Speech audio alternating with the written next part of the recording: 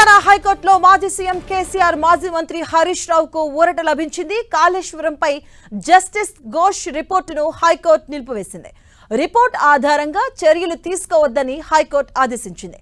Justice PC Ghosh commission ఎలాంటి నిబంధనలు పాటించలేదని court తెలిపింది. ఇక నివేదిక ఆధారంగా ఎలాంటి చర్యలు చేపట్టవద్దంటూ ఆదేశాలిచ్చింది.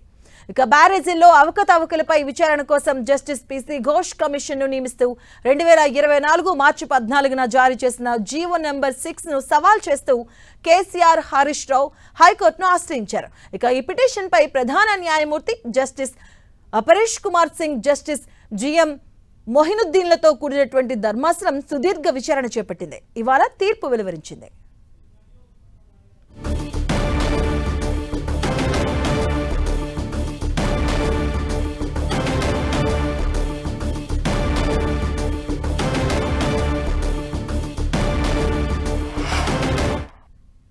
అపాయింట్మెంట్ నాకు అప్డేట్ చేస్తూ ఏది section 8B of the enquiry act 1952 కింద మ్యాండేటరీ నోటీస్ ఇవ్వాలి. అది ఇవ్వలేదు కాబట్టి వాళ్ళు ఇచ్చిన రిపోర్ట్ మీద ఎలాంటి చర్యలు తీసుకోవద్దని చెప్పింది. Ghosh commission is correct, appointment is correct, కానీ వాళ్ళు నోటీస్ ఇవ్వకపోవడం వల్ల దాన్ని బేస్ చేసుకొని ఎలాంటి చర్యలు తీసుకోవద్దని. ఎందుకంటే గతంలో మన Kiran Bedi versus commission of enquiries act కింద ఒక జడ్జ్మెంట్ ఇచ్చింది సుప్రీంకోర్టు.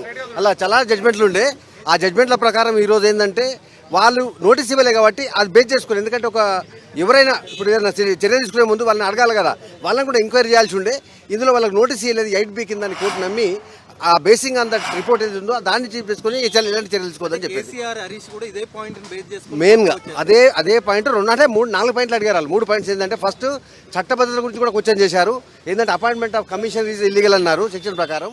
కానీ ఈ రోజు ఏమందంటే కోర్టు దాన్ని అల్లును అని చెప్పి వాళ్ళని డినే చేస్తూ, రెండో పాయింట్ ఏదైతే ఉందో సెక్షన్ 8B కింద నోటీస్ ఇవ్వకుండా వాళ్ళు ఏదైతే రిపోర్ట్ పబ్లిష్ చేసారో దాన్ని బేస్ చేసుకొని అలిగేషన్స్ను వాళ్ళ చర్యలు తీసుకోవద్దు. ఎందుకంటే అలిగేషన్ చేసినప్పుడు ఖచ్చితంగా ఎదుటి వ్యక్తిని అడగాలి టు హియర్. సెక్షన్ 8B అనేది మ్యాండేటరీ, 8B 8C మ్యాండేటరీ, కాన్సిక్వెన్షన్ ఉండాలి. అవి రెండు లేవు. ఇంతకుముందు సుప్రీంకోర్టు కూడా డిసైడ్ చేసింది Kiran Bedi versus enquiries commission దాని మీద. ఆ basing on that judgment and civil judgments అలా ఉన్నాయి అక్కడ. లేదు, ఎంక్వైరీ స్టార్ట్ చేయాలా చేయలేదు గవర్నమెంట్ ఇష్టం. సుప్రీంకోర్టు మన హైకోర్టు ఏం చెప్పిందంటే ఈరోజు పర్టికులర్లీ ఈరోజు ఏదైతే మీరు ఎంక్వైరీ రిపోర్ట్ తీసుకున్నారో ఆ రిపోర్ట్ తీసుకున్నప్పుడు వీళ్ళకి ఈ సెక్షన్ 8B 8C కింద నోటీసులు ఇవ్వలేదు కాబట్టి ఇట్ ఈస్ మ్యాండేటరీ, కాబట్టి ఆ మ్యాండేటరీ నోటీస్ ఇవ్వలేదు కాబట్టి ఆ దాన్ని బేస్ చేసుకుని ఎలాంటి చర్యలు తీసుకోవద్దని చెప్పారు. ఘోష్ కమిషన్ అపీల్ చేసింది, కంటిన్యూ అవుతుందా కాదనేది గవర్నమెంట్ ఇష్టం. ఇప్పుడు స్టార్ట్ చేసుకోవచ్చు. ఇది డిపెండ్స్ ఆన్ కమిషన్. కూడా తప్పట్లేదు, కమిషన్ అనేది పవర్ ఉన్నది పలానా యాక్ట్ ప్రకారం అని చెప్పింది. మళ్ళీ ఒకవేళ విచారణ జరపాలి అనుకుంటే కూడా మళ్ళీ జరపచ్చు, మళ్ళీ నోటీస్ ఇచ్చి జరపచ్చు. దానికి అడ్డం లేదు. అది ఇప్పుడు వీళ్ళు ఛాలెంజ్ చేసింది ఇంత మటుకే. రేపు ఏం జరుగుతుంది అనేది అది బేసింగ్ ఆన్ గవర్నమెంట్ డిసిషన్. అంటే ఇక తెలంగాణ హైకోర్టులో మాజీ సీఎం కేసీఆర్ అలాగే మాజీ మంత్రి హరీష్ రావుకు ఊరట లభించిందని చెప్పుకోవచ్చు. కాళేశ్వరంపై జస్టిస్ పీసీ ఘోష్ రిపోర్టునైతేనే హైకోర్టును నిలిపివేసింది. దీనికి సంబంధించిన పూర్తి అప్డేట్స్ మా కరెస్పాండెంట్ కిరణ్ హైకోర్టు నుంచి లైవ్ ద్వారా అందిస్తారు. కిరణ్, ఇప్పుడు మాజీ మంత్రి కేసీఆర్ అలాగే మాజీ సీఎం కేసీఆర్ అలాగే మాజీ మంత్రి హరీష్ రావుకి ఒక పెద్ద రిలీఫ్ వచ్చింది అనుకోవచ్చా? మాధవి, కాళేశ్వరం ప్రాజెక్టుపై ఇటు కాంగ్రెస్ ప్రభుత్వం ఏర్పాటు చేసిన పీసీ ఘోష్ రిపోర్ట్ ఆధారంగా మాజీ సీఎం కేసీఆర్తో పాటు మాజీ మంత్రి హరీష్ రావుతో మరొక 2 ఉన్నతాధికారులకు సంబంధించి కూడా ఈ రిపోర్ట్ ఆధారంగా వారి మీద ఎలాంటి చర్యలు తీసుకోవద్దంటూ కూడా కొద్దిసేపటి క్రితం హైకోర్టు ప్రధాన ధర్మాసనం కూడా ఆదేశించిన పరిస్థితి. ఎందుకంటే ఈ కేసుకు సంబంధించి 2 నెలల పాటు చాలా సుదీర్ఘ వాదన జరిగినట్టుగా చెప్పుకోవాల్సి ఉంటుంది. కాళేశ్వరం ప్రాజెక్టులో అవినీతి చోటు చేసుకుంది, పిల్లర్లు కుంగిపోయన్న ప్రధాన ఆరోపణ నేపథ్యంలో కూడా పీసీ ఘోష్ కమిషన్ ఏర్పాటు చేసింది కాంగ్రెస్ ప్రభుత్వం. దీనికి సంబంధించి కూడా కమిషన్ చాలా సుదీర్ఘంగా విచారణ చేసి అప్పట్లో కాళేశ్వరం ప్రాజెక్టు అందులో పాల్గొన్న వారికి సంబంధించిన అందరినీ కూడా విచారణ చేసి రిపోర్టు తయారు చేసింది. కానీ దీన్ని సవాలు చేస్తూ ఇటు మాజీ సీఎం కేసీఆర్తో పాటు హరీష్ రావు కూడా హైకోర్టును ఆశ్రయించారు. కేవలం ఏకపక్షంగా ఇటు ప్రభుత్వం సంబంధించిన కమిటీ ఏకపక్షంగా దీనికి సంబంధించి రిపోర్టు తయారు చేసింది. తమకు నోటీసులు ఇవ్వకుండా కూడా చాలా అంశాలకు సంబంధించి కూడా ఇందులో యాడ్ చేశారు. తమ సంబంధించి కావచ్చు, అప్పట్లో ప్రాజెక్టు నిర్మాణం సంబంధించి కావచ్చు, తర్వాత చోటు చేసుకున్న పరిణామాలు కూడా అవన్నీ పరిగణలోకి తీసుకుండా కేవలం ఒక ఏకపక్షంగా దీనికి సంబంధించి రిపోర్ట్ తయారు చేసిందంటూ కూడా వారు హైకోర్టును ఆశ్రయించారు. దీనికి సంబంధించి కూడా పూర్తి స్థాయిలో చాలా 2 నెలల పాటు సుదీర్ఘ విచారణ జరిగింది. దీనికి సంబంధించి కౌంటర్ దాఖలు చేసిన దాఖలు చేయాలంటూ కూడా అప్పటికి అంటే దీనికి సంబంధించిన వారికి ప్రభుత్వానికి చెప్పిన పరిస్థితి కనిపిస్తుంది. అనేక పర్యాయాలు ఎందుకంటే ఇప్పుడే ఈ కేసుకు సంబంధించి ఎవరైతే పిటిషన్ దాఖలు చేశారో వారికి సంబంధించిన పూర్తి ఆధారాలు వివరాలను కూడా సేకరించిన తర్వాత కూడా కొద్ది రోజుల క్రితమే ఈ రోజుకు తీర్పుకు సంబంధించి తుది తీర్పు వెల్లడిస్తామని చెప్పిన నేపథ్యంలో కొద్దిసేపటి క్రితం దీనికి సంబంధించి కీలక పరిణామం చోటు చేసుకున్నట్టుగా మనం చెప్పాల్సింది. ప్రస్తుతానికైతే ఇటు ఆ రిపోర్ట్ ఆధారంగా ఇటు ఇద్దరు మాజీ నేతలతో పాటు ఉన్నతాధికారులకు సంబంధించి కూడా చర్యలు తీసుకోవద్దంటూ కూడా చాలా క్లియర్గా చెప్పినట్టుగా మనం చెప్పాల్సింది.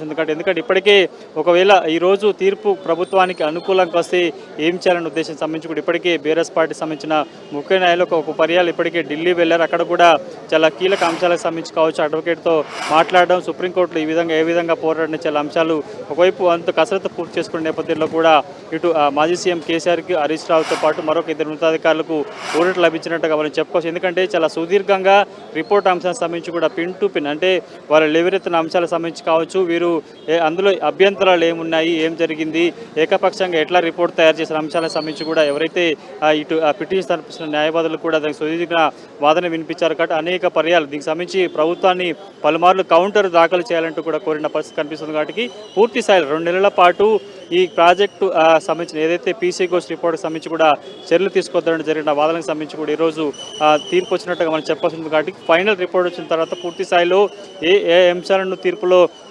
పొందుపరిచారు, ఏటి అంశాలు కూడా మనకు క్లారిటీ వచ్చే అవకాశం కనిపిస్తుంది. ఎందుకంటే ఒక కీలక పరిణామంగా చెప్పి ఎందుకంటే ప్రభుత్వం ఒకవైపు కాళేశ్వరం ప్రాజెక్టు చోటు చేసుకున్న అవినీతి కావచ్చు, అందులో జరిగిన అంశాలకు సంబంధించి కూడా ఒకవైపు పీసీ ఘోష్ కమిషన్ రిపోర్ట్తో పాటు కూడా 2 పర్యాలు సిబిఐకి లేఖ రాసింది. ఇప్పటికే మొన్న రీసెంట్గా జరిగిన సమావేశంలో కూడా సీఎం రేవంత్ రెడ్డి కాళేశ్వరం పీసీ ఘోష్ రిపోర్ట్తో పాటు ఈ విచారణ సంబంధించి కూడా విచారణ జరగాలి, పారదర్శకంగా జరిగేందుకు తాము కేంద్ర ప్రభుత్వానికి 2 సార్లు సిబిఐ విచారణ సాగించాలంటూ కూడా సిబిఐకి లేఖలు కూడా రాశామని చెప్పిన నేపథ్యంలో ప్రస్తుతానికైతే ఇక ప్రస్తుతం కేసుకు సంబంధించి కూడా ఆ రిపోర్ట్ ఆధారంగా ఈ నలుగురు మీద ఎలాంటి చర్యలు తీసుకోవాలని చెప్పింది. కాబట్టి పూర్తి స్థాయిలో ప్రభుత్వం ఏ విధంగా ముందుకెళ్తుంది అనేది కూడా మనం చూడాల్సిన అవసరం కనిపిస్తుంది. ప్రస్తుతానికైతే ఇటు బీఆర్ఎస్ పార్టీకి ఒక పెద్ద రిలీఫ్గా ఊరట అంశంగా మనం చెప్పుకోవాల్సి ఉంటుంది. మాధవి.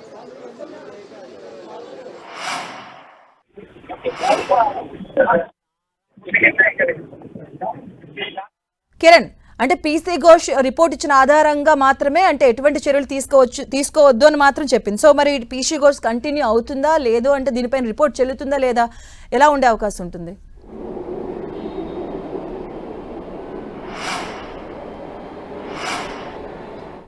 పీసీ ఘోష్ కమిషన్ సంబంధించి ఇప్పటికే కాలకర్మితి కూడా పూర్తయిన పరిస్థితి. ఎందుకంటే ఇప్పటికే వారు దీని మీద చాలా సుదీర్ఘంగా దీనికి సంబంధించి ఎంక్వైరీ చేశారు.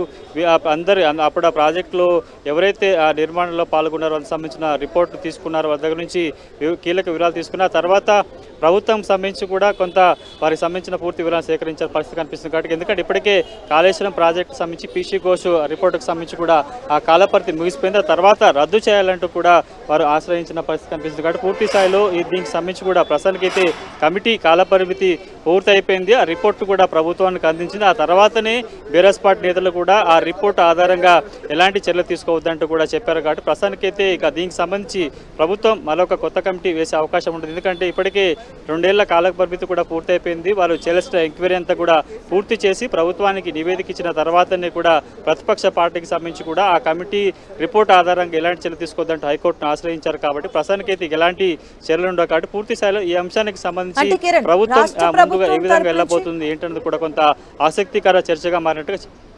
అంటే కిరణ్, ఇప్పుడు ఏదైతే సెక్షన్లు ఉన్నాయో 8C కావచ్చు 8P కావచ్చు, ఆ సెక్షన్ల ప్రకారం మరోసారి నోటీసులు ఇచ్చి విచారణ జరిపే అవకాశం ఉంటుందా అంటే రాష్ట్ర ప్రభుత్వం నుంచి, లేదు అంటే సుప్రీంకోర్టు వెళ్ళే అవకాశం ఉంటుందా? ప్రస్తుతానికైతే ఇక ఈ అంశానికి సంబంధించి కూడా రాష్ట్ర ప్రభుత్వం కమిటీ వేసింది. కమిటీ కూడా ప్రభుత్వానికి రిపోర్ట్ ఇచ్చిన తర్వాత దాన్ని రద్దు చేయాలి, దాన్ని చర్యలు తీసుకోవద్దంటూ కూడా హైకోర్టును ఆశ్రయించిన నేపథ్యంలో ఫర్దర్గా ఈ అంశానికి సంబంధించి ప్రభుత్వం ఏం చేయబోతుంది అనేది కొంత స్పష్టత మనకైతే రావాల్సి ఉంటుంది. కాబట్టి ప్రస్తుతానికి రిపోర్ట్ ఆధారం, ఎందుకంటే రిపోర్టు సుదీర్ఘంగా దానికి సంబంధించిన విచారణ చేసింది, ఆ రిపోర్ట్ను ప్రభుత్వానికి అందించింది. ఆ తర్వాతనే కూడా వీరు హైకోర్టును ఆశ్రయించి ఎలాంటి నిర్ణయం తీసుకొని చెప్పారు. కాబట్టి దీనికి సంబంధించి ఎందుకంటే ఇప్పటికే ఆ రిపోర్ట్ ఆధారంగా చర్యలు తీసుకోవద్దంటూ కూడా చాలా క్లియర్ కట్గా చెప్పిన నేపథ్యంలో ప్రస్తుతానికి ఇంకా వారికి ఒక అంశం, ఎందుకంటే దీనికి సంబంధించి రిపోర్ట్నే పరిలోకి పరిగణలోకి తీసుకోవద్దంటే కూడా సిబిఐకి సంబంధించి, ఎందుకంటే ప్రభుత్వం కమిటీ వేసిన రిపోర్ట్ను కూడా ఒకవేళ సిబిఐ ఎంక్వైరీకి తీసుకుంటే కూడా తీసుకునే అవకాశం ఉండదు. కాబట్టి పూర్తి స్థాయిలో ప్రభుత్వం ఏ విధంగా ముందుకెళ్ళబోతుందని కూడా ప్రస్తుతానికైతే మనం చూడాల్సి ఉంటుంది. Madhavi. Right, thank you Kiran.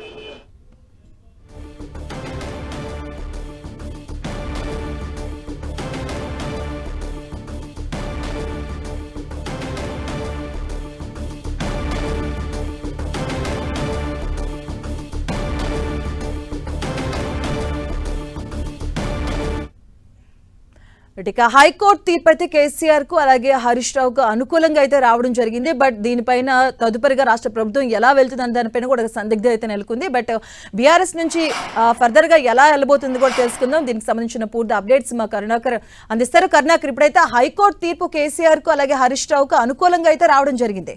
But అంటే పీసీ ఘోష్ ఇచ్చినటువంటి రిపోర్ట్ ఆధారంగా ఎటువంటి చర్యలు మాత్రమే తీసుకోవద్దని చెప్పింది. బట్ మళ్ళీ వీరిని నోటీసులు ఇచ్చి విచారణకు పిలిచే అవకాశాలు ఉంటాయి, సుప్రీంకోర్టులో ఎదుర్కొనే అవకాశం కూడా ఉంటుంది. సో బీఆర్ఎస్ తదుపరి చర్యలు ఎలా ఉండే అవకాశం ఉంటుంది? ఎస్ మాధవి, మొత్తానికి హైకోర్టులో మాజీ ముఖ్యమంత్రి బీఆర్ఎస్ అధినేత కేసీఆర్, మాజీ మంత్రి హరీష్ రావుతో పాటు మరో ఇద్దరు ఐఏఎస్ అధికారులు స్మితా సబర్వాల్ కావచ్చు, ఎస్కే జోషి, వీళ్ళందరికీ కూడా భారీ ఊరట లభించిందని చెప్పవచ్చు. కాళేశ్వరం ప్రాజెక్టులో భాగంగా నిర్మించిన మేడిగడ్డ, అన్నారం, సుందిల ఈ 3 ప్రాజెక్టులు కుంగుబాటుకు సంబంధించి ప్రభుత్వం కొన్ని అనుమానాలు వ్యక్తం చేసింది. పెద్ద ఎత్తున ఆర్థికపరమైన అవకతవకలు జరిగాయని చెప్పి, నిర్ణాయకమైన అవకతవకలు జరిగాయని చెప్పి ప్రభుత్వం భావించి జస్టిస్ పీసీ ఘోష్ కమిషన్ ఏర్పాటు చేసింది.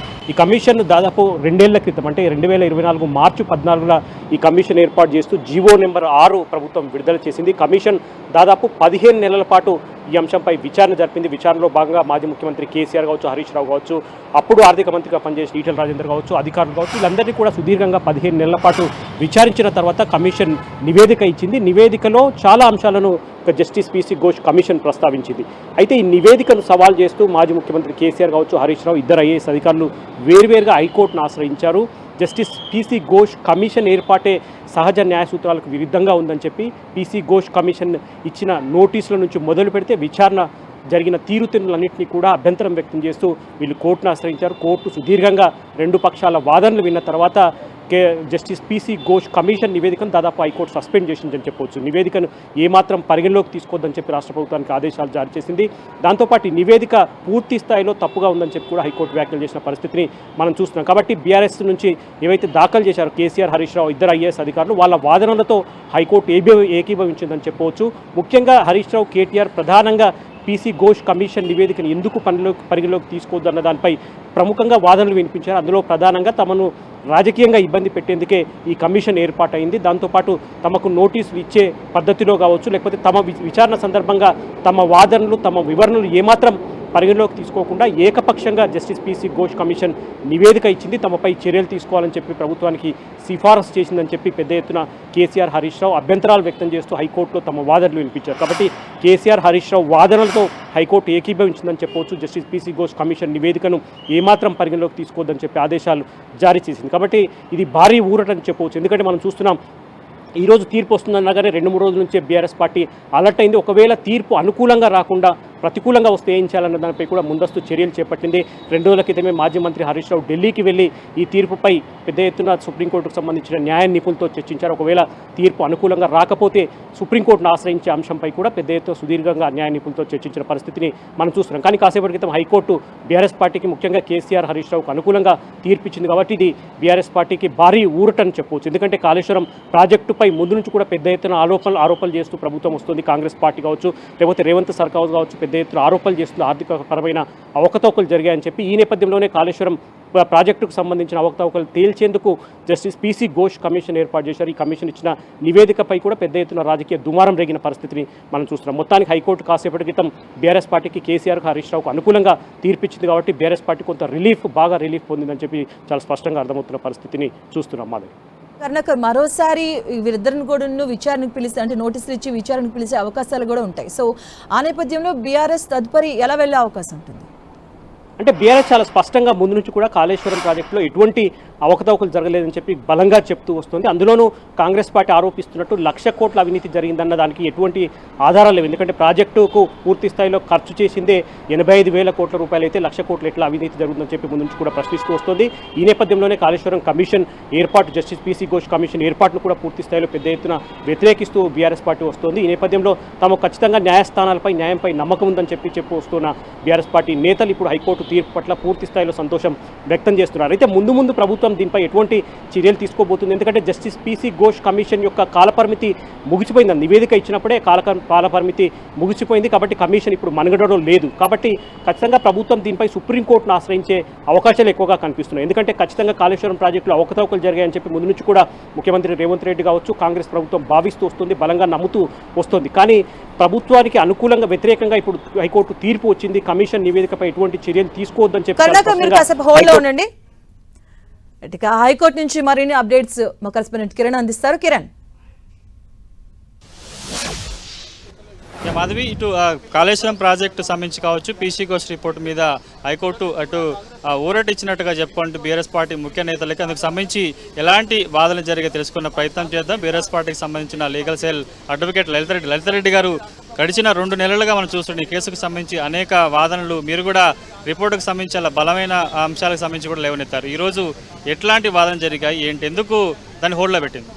ఈరోజు తీర్పు వచ్చింది. వాదనలు ఈరోజు ఆల్రెడీ వాదనలు ఇంతకుముందే అయిపోయాయి. చాలా మంచి వాదనలు జరిగాయి. మా సీనియర్ మోస్ట్ అడ్వకేట్స్ చాలా మంచిగా వాదనలు వినిపించారు. సో ఏదైతే పీసీ ఘోష్ కమిషన్ ఎలాంటి అంటే ఫండమెంటల్ లాని ఫాలో అవ్వకుండా, ప్రాపర్ ఆపర్చునిటీ ఇవ్వకుండా బయాస్డ్ రిపోర్ట్ ఏదైతే వేశారో ఆ రిపోర్ట్ని ఛాలెంజ్ చేయడం జరిగింది.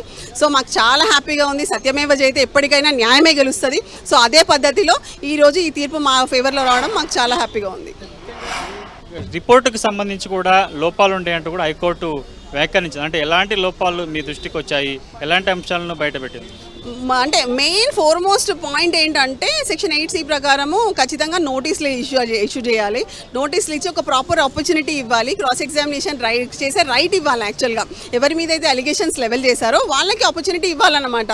వాళ్ళ మీద ఎవరైతే అలిగేషన్స్ చేస్తున్నారో వాళ్ళందరి మీద కూడా క్రాస్ ఎగ్జామినేషన్ చేయొచ్చు. సో అలాంటి ఒక ఆపర్చునిటీనే ఇవ్వలేదు. అలాంటి ఫండమెంటల్ లా, అది చాలా ఇంపార్టెంట్. ఇంతకుముందు కూడా వేరే రాష్ట్రాల్లో ఇలాంటివి జరిగాయి కమిషన్ రిపోర్ట్స్.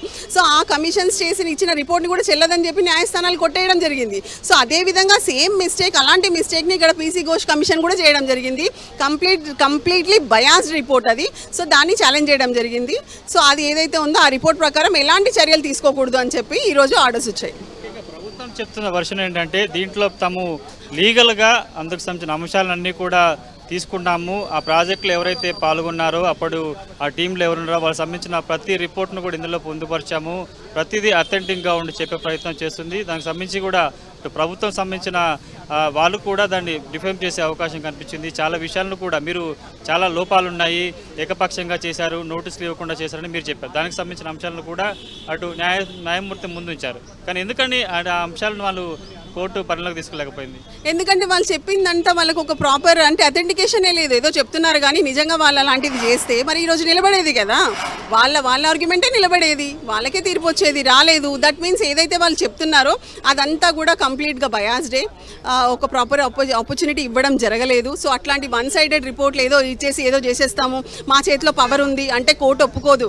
అల్టిమేట్లీ ఏదైనా కూడా ఇలాంటి మాలిఫైడ్ ఇంటెన్షన్స్తో ఎలాంటి ఫాల్స్ అలిగేషన్, ఫాల్స్ కేసెస్ పెట్టినా కూడా చివరికి న్యాయస్థానాల్లో ఊరట లభిస్తుంది, న్యాయమే గెలుస్తుంది. సో ఈ రోజు కూడా అదే జరిగింది. రాష్ట్ర ప్రభుత్వం ఏం చెప్తుంటే మాజీ జస్టిస్తో కమిటీ వేశాము, 2 ఏళ్ల పాటు చాలా సుదీర్ఘంగా విచారణ చేశాము, చాలా అంశాలను తీసుకున్నామని చెప్తుంది.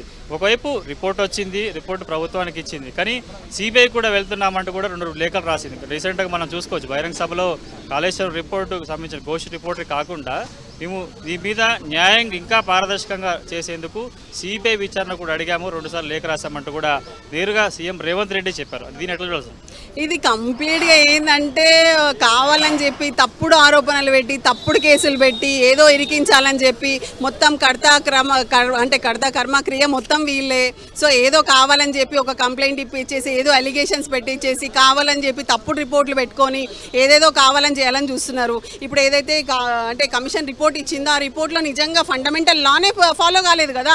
అట్లాంటి రిపోర్ట్కి అసలు లీగల్ శాంటిటీ ఏముంటుంది? కంప్లీట్గా ఆ రిపోర్ట్ అనేది నన్నెస్టిందయ్యఫ్ లా అసలు చెల్లదు అలాంటి రిపోర్టు. సో అలాంటి రిపోర్ట్లను పెట్టుకొని మళ్ళీ ఆ రిపోర్ట్ మీద ఇంకా వేరే రిపోర్ట్ల ఆధారంగా మేము సిబిఐకి వెళ్తాము అనేది అయితే అసలు హాస్యాస్పదము. ఇంటెన్షనల్ ఇలా చట్టబద్ధమైన సంస్థలని కావాలని చెప్పేసి ఈ రూలింగ్ పార్టీ ఏదైతే వాడుకుంటుందో అది చాలా అంటే ఖండించాల్సిన విషయము. చాలా తప్పుదోవలో వెళ్తుంది. ఈ కంప్లీట్గా పోలీస్ అథారిటీస్ కానీ సిబిఐ కానీ ఇట్లాంటి సిఐడి కొన్ని కేసులు మనం రీసెంట్గా కూడా చూస్తున్నాము. సిఐడికి సంబంధమే ఉండదు, అయినా సిఐడి ఇన్వాల్వ్ అయిపోతుంది. హీనియస్ క్రైమ్స్ అట్లాంటి దాంట్లో వెళ్ళాల్సినది జస్ట్ అన్లాఫుల్ అసెంబ్లీలో ఒక ధర్నా చేస్తేనే సిఐడి ఇన్వాల్వ్ అయిపోతుంది. మనం 10 days బ్యాక్ కూడా చూసాం. సో ఇలాంటి సంస్థలని ఎందుకు ఈ విధంగా వాడుకుంటున్నారు? అసలు మళ్ళీ ఎందుకు పోలీస్ వాళ్ళు ఇవన్నీ ఎందుకు సపోర్ట్ చేస్తున్నారో మాకు అర్థం కావట్లేదు. అసలు ఇలాంటిది చేయడానికే లేదు. వాళ్ళు ఎన్ని చేసినా, ఎన్ని ఆరోపణలు పెట్టినా, ఎన్ని తప్పుడు కేసులు వేసినా ఖచ్చితంగా న్యాయమే గెలుస్తుంది. న్యాయస్థానాల మీద మాకు పూర్తి నమ్మకం ఉంది. న్యాయస్థానాలకు వెళ్తాము, ఖచ్చితంగా మా ఫేవర్లో మాకు న్యాయమే జరుగుతుంది అని చెప్పి మాకు ఫుల్ కంప్లీట్ ఉంది. 2 సంవత్సరాల పాటు ప్రభుత్వం వేసిన కాలేజ్ పీసీ ఘోష్ సంబంధించి విచారణ చేసింది. దాని టైం బాండ్ కూడా అయిపోయింది, రిపోర్ట్ ఇచ్చింది. తిరిగి మరొకసారి కాలపరిమితి పెంచి మరొకసారి విచారణ చేసే అవకాశం ఉంటుందా? అంటే క్లాస్ ఎట్లా ఉంటుంది దీనికి సంబంధించి? అంటే ఇప్పుడు మళ్ళీ ఒకసారి విచారణ చేయండి అని చెప్పి ఇప్పుడు ఇచ్చిన ఆర్డర్లు అలాంటి ఆర్డర్ ఏం లేదు. సో అలాంటిది ఏం జరగదు, ఆల్రెడీ అయిపోయింది. 2 సంవత్సరాలు విచారణ చేయండి, 2 రోజులు చేయండి, 20 సంవత్సరాలు చేసినా కూడా తప్పుడు రిపోర్ట్ అవుతుంది. ప్రాపర్గా ఫండమెంటల్ లా అంటే ఫాలో కాకుండా బయాస్ రిపోర్ట్లు ఎప్పటికి కూడా చెల్లవు. అవి ఖచ్చితంగా ఇంతకు ముందు కూడా పటాపంచలైనాయి అట్లాంటివి ఎన్నో కేసులు, ఇప్పుడు కూడా అయిపోతాయి. సో దానికి అది ఆధారంగా ఇంకేదో చేస్తాం, మళ్ళీ కమిషన్స్ వేస్తామంటారేమో, వేసుకొనియండి, నో ప్రాబ్లం, దేఖలేంగే. ఫేవర్గా ఇప్పుడు వచ్చింది హైకోర్టులో, అందుకు సంబంధించి కూడా ఎలాంటి డిసిషన్ తీసుకోవద్దన్నది ప్రభుత్వానికి ఉన్న ముందున్న అంటే సుప్రీంకోర్టుకి వెళ్ళొచ్చే అవకాశం ఉంటుందా? లేకపోతే మళ్ళీ కొత్త కమిటీ వేయడం, మళ్ళీ ప్రాసెస్ చేయడం అలాంటి ఉంటుంది, ఎట్లా ఉంటుంది? అంటే అగ్రీడ్ పర్సన్స్ ఎప్పుడైనా కూడా అప్పీల్కి వెళ్తారు. మేము చిన్న కేసులలోనే చూసినాము, సోషల్ మీడియా కేసులనే సుప్రీంకోర్టు వరకు పోయి వచ్చిర్రు. సో ఈ కేసులు ఎందుకు పోరు? ఖచ్చితంగా పోతారు. సో పోనీయండి, నో ప్రాబ్లం, దానికి కూడా రెడీ ఉన్నాము. అక్కడికి వెళ్ళినా కూడా ఇదే రిపోర్ట్ కదా, ఒక ప్రాపర్గా ఫండమెంటల్ లానే అంటే ఫాలో కాకుండా ఏదైతే రిపోర్ట్ తయారు చేశారో సుప్రీంకోర్టుకి వెళ్ళినా కూడా అదే తీర్పు వస్తుంది. నిజంగా అంత నిబద్ధత ఉంటే ఓటుకు నోటు కేసులో పెద్ద లాయర్ని పెట్టి సుప్రీంకోర్టులో చేయమని చెప్పండి ప్రాసిక్యూషన్ తరఫు నుంచి. మరి ఎందుకు చేయట్లేదు మీరు? అంతే కదా.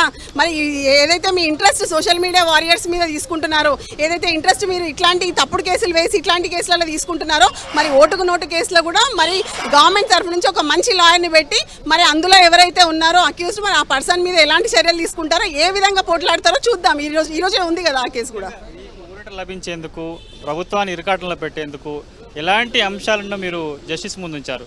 అంటే మేము ఇరికించాలి, ఇరకాటంలో పెట్టాలి అట్లా కాదు. వాళ్ళు ఇరకాటంలో పెట్టాలని, ఇబ్బంది చేయాలని చెప్పి తప్పుడు కేసులు, తప్పుడు ఆరోపణలు చేసింది వాళ్ళు. సో ఏదైతే న్యాయబద్ధంగా, న్యాయం ప్రకారము, చట్టం ప్రకారం ఏదైతే ప్రాపర్ ప్రొసీజర్ ఉందో, ఏదైతే యాక్ట్ ఉందో, యాక్ట్ ప్రకారము ఫాలో కావాల్సిన రూల్స్నే ఫాలో కాలేదు కాబట్టి, ఏదైతే సెక్షన్స్ ఉన్నాయో అవి ఫాలో కాలేదు కాబట్టి అదే మేము ఎత్తి చూపడం జరిగింది. ఎందుకంటే మా మీద ఎలిగేషన్స్ పెట్టినప్పుడు మాకు ఒక ఆపర్చునిటీ ఇవ్వకపోతే, మా వాదనలు మేము వినిపించుకునే ఛాన్స్ ఇవ్వకపోతే, అలాంటి ఒక రిపోర్ట్ తయారు చేసి వేస్తే అది ఏ విధంగా చెల్లుతుంది? ఏ విధంగా కూడా చెల్లదు కదా. సో మాది ఏదైతే ఉందో ఖచ్చితంగా మా వాదనలు ప్రాపరు. సో మా వాదనలు పరిగణనలకు తీసుకొని ఈరోజు తీర్పు ఇవ్వడం జరిగింది. రిపోర్టుకు సంబంధించి కూడా అనేక అంశాలను పరిగణలోకి తీసుకొని ఎట్లా ఇరకాటంలో పెట్టే ప్రయత్నం చేసింది. ప్రతి అంశాన్ని కూడా న్యాయమూర్తి ముందుంచి తమకి ఫేవర్గా వచ్చే విధంగా చేశాము. దీనికి సంబంధించి ప్రభుత్వం సుప్రీంకోర్టుకు వెళ్ళినా కానీ అక్కడ కూడా పోరాటం చేస్తాము. దీనికి సంబంధించి తమ పోరాటం కొనసాగుతుందని కూడా ఇటు బీఆర్ఎస్ పార్టీ లీగల్ సంబంధించిన అడ్వకేట్లు చెప్తున్నారు. Okay, right, thank you.